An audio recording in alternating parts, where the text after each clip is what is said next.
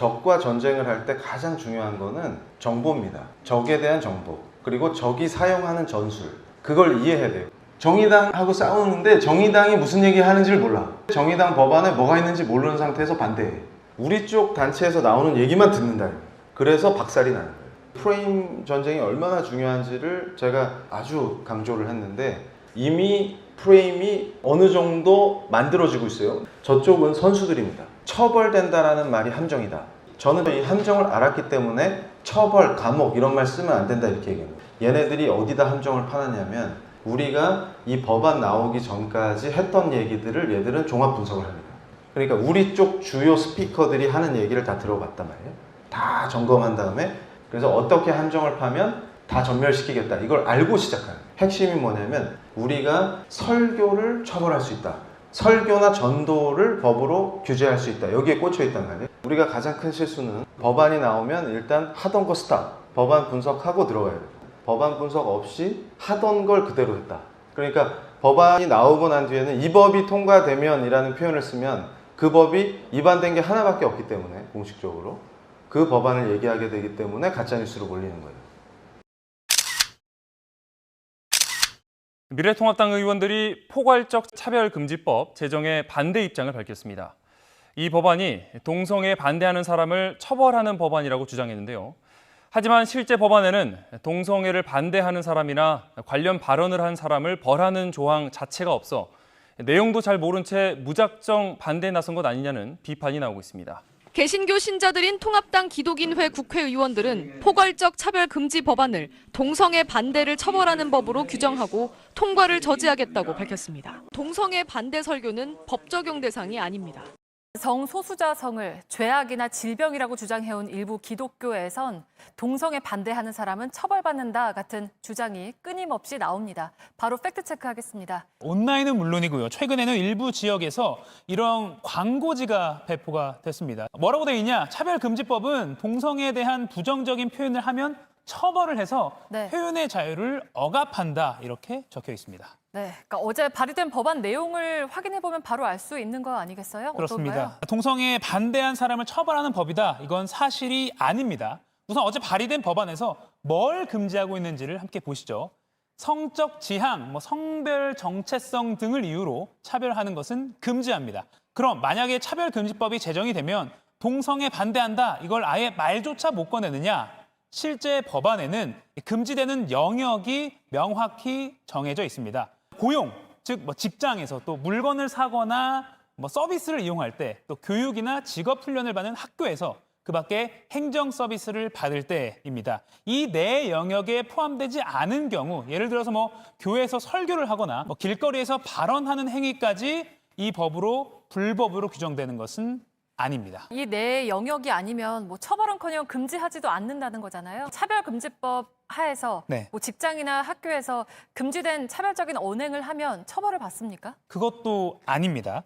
이 법안에 나온 유일한 벌칙 조항, 1년 이하의 징역 또는 1천만 원 이하의 벌금에 처한다. 차별 피해자에게 보복성 불이익 조치를 했을 때 적용됩니다. 쉽게 말해서 회사나 학교에서 차별을 당해서 진정을 제기했다고 그 사람에게 불이익을 주면 처벌될 수 있다, 이런 겁니다. 네, 그러니까 정리를 하면 차별금지법이 새로 생긴다고 해도 표현의 자유나 종교의 자유가 사라지는 건 아니다, 이런 거죠? 네, 맞습니다. 지금 이거 보시니까 어떠세요? 주요 거대 언론사가 다 달라붙었죠. 만약에 잘 모르는 국민들이 이거를 지속적으로 보면 어떤 일이 벌어질까요? 이대로 세뇌당하는 거예요. 그러면 이대로 프레임이 만들어집니다. 그러니까 이들의 작전이 뭐냐면, 우리 쪽이 한 실수 2개 정도를 굵직한 걸 내놔요. 자, 설교를 처벌한다. 그 다음에 동성애 비판하면 처벌한다. 요 2개를 가짜뉴스인 것처럼 딱 세팅한 다음에 마지막에 뭐라 그래요? 표현의 자유를 억압하지 않습니다, 이러죠. 근데 그게 진짜 가짜뉴스예요. 그러니까 이 친구들이 어떤 식의 수법을 쓰냐면, 2개의 팩트에 어긋나는, 우리가 실수한 걸 딱 넣고 마지막에 진짜 가짜뉴스를 제공하는 거예요.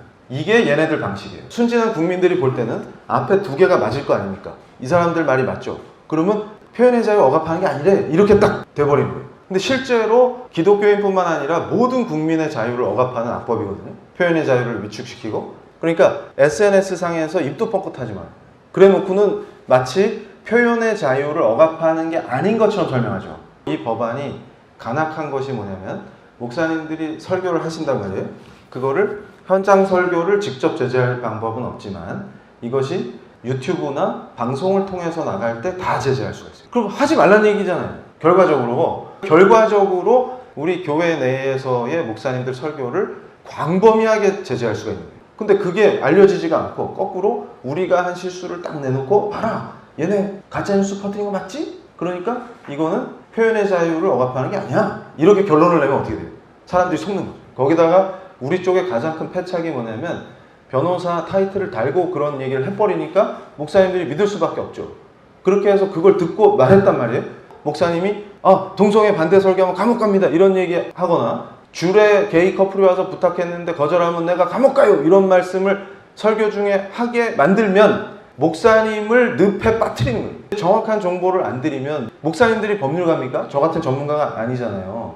그러면 받은 정보 가지고 그대로 발언한단 말이에요. 그러면 저런 식으로 역풍이 부는 거예요. 이러면 어떻게 되겠어요? 우리가 열심히 할수록 망하는 거예요, 빨리. 그럼 누가 싸웁니까, 이제? 제가 제일 걱정하는 프레임이 뭐냐면 기독교 이퀄 혐오 세력 이퀄 가짜뉴스 생산자, 이겁니다. 이게 완성되는 순간 우리가 어떤 합리적인 근거를 제시해도 아무도 들어주지 않는 상태가 되겠죠. 전술이 뭐냐면 광화문에 우리가 다 모이잖아요. 그럼 우리는 모이는 거에 치중한단 말이에요. 몇 명이 모였냐. 그런데 제가 만약에 저쪽에 있다 그러면 그걸 기뻐합니다. 두려워하는 게 아니라 최대한 많이 모여라.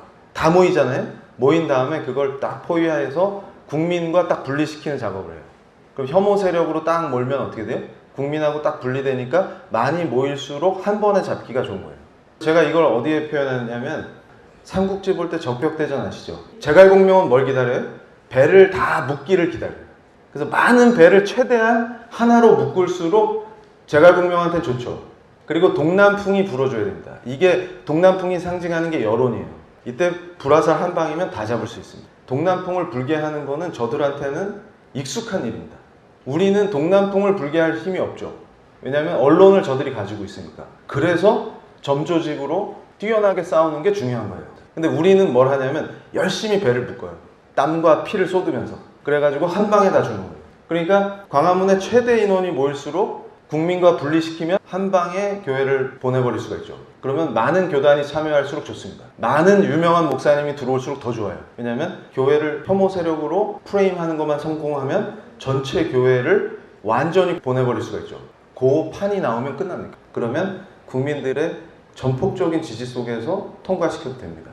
그리고 오히려 교회를 핍박하면 권력이 인기를 얻겠죠. 국민들한테. 이 구조가 만들어지거든요. 제가 이걸 가장 두려워하는 거예요. 그래서 제가 초반에 자제해야 된다. 열심히 한다고 되는 게 아니라 지혜롭게 하지 않으면 오히려 그것이 부메랑이 돼서 우리 교회를 역습한다.